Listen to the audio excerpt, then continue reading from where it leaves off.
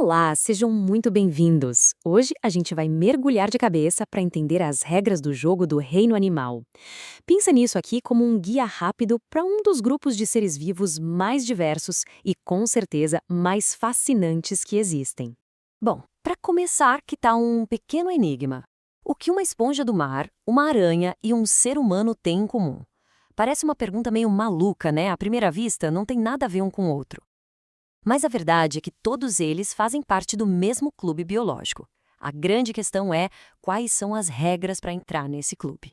E para desvendar esse mistério, nosso roteiro de hoje é este aqui. Primeiro, vamos entender o básico, o que define um animal.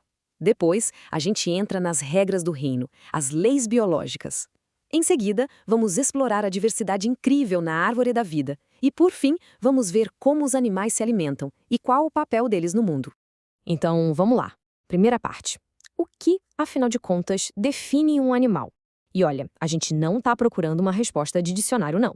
A gente quer entender o projeto biológico, o conjunto de características que um ser vivo precisa ter para ganhar o crachá de membro do reino Animalia.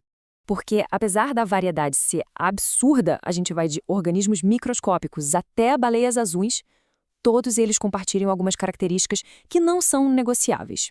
Para fazer parte desse clube, o organismo tem que passar por uns, digamos, checkpoints celulares. Vamos dar uma olhada nos 4 requisitos essenciais para entrar. E isso nos joga direto na nossa segunda sessão, as regras do reino.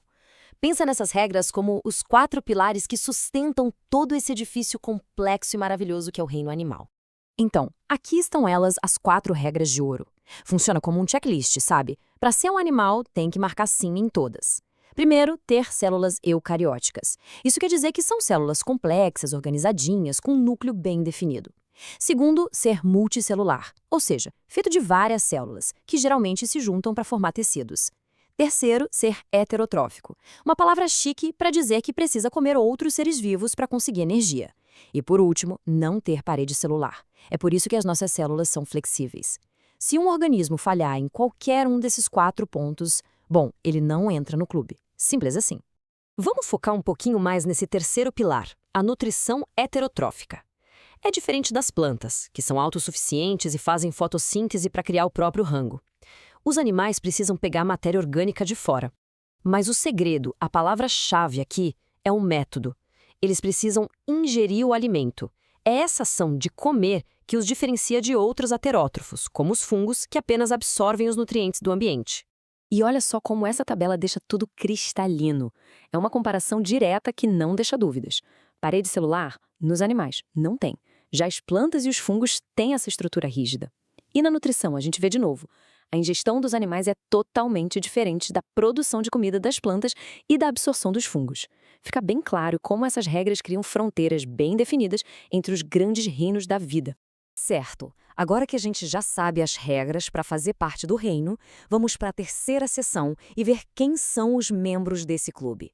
Bem-vindos à gigantesca e complexa árvore da vida animal. E agora se preparem, porque esse dado aqui costuma surpreender muita gente. A gente tende a pensar em leões, cachorros, passarinhos, mas a verdade é que 95% de todas as espécies de animais que a gente conhece são invertebrados. Isso mesmo, 95%. A imensa maioria. E quem é essa galera que domina o reino? Bom, os invertebrados são os animais que não têm crânio nem coluna vertebral. É um grupo absurdamente variado. Inclui desde as esponjas do mar, que são super simples, passando por vermes até os insetos e moluscos super complexos, como os polvos. E os outros 5%? Bem, aí entramos nós e os bichos que a gente geralmente lembra primeiro. Os vertebrados são um grupo que tem crânio e uma espinha dorsal. Aí entram os peixes, os anfíbios, os répteis, as aves e, claro, nós, os mamíferos. Para tentar organizar essa diversidade toda, os cientistas usam umas categorias chamadas filos. É como se fossem as grandes famílias. Essa tabela dá uns exemplos bem legais. A gente tem os porífera, como as esponjas, que são tão simples que nem tecidos de verdade têm. Os quinidária, como as águas-vivas, com aquelas células que queimam, os molusca, de corpo mole, tipo o polvo e o caracol, e os artrópoda, que é o maior filo de todos, o grupo das aranhas, dos camarões e dos insetos. Ok, agora vamos para a nossa última parte, conectando a biologia de um animal com o seu lugar no mundo. Vamos falar sobre a dieta dos animais. o combustível que move a vida.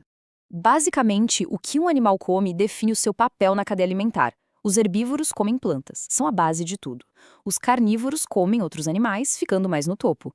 E temos os onívoros, como a gente, que são super adaptáveis e comem um pouco de tudo o que estiver disponível no cardápio.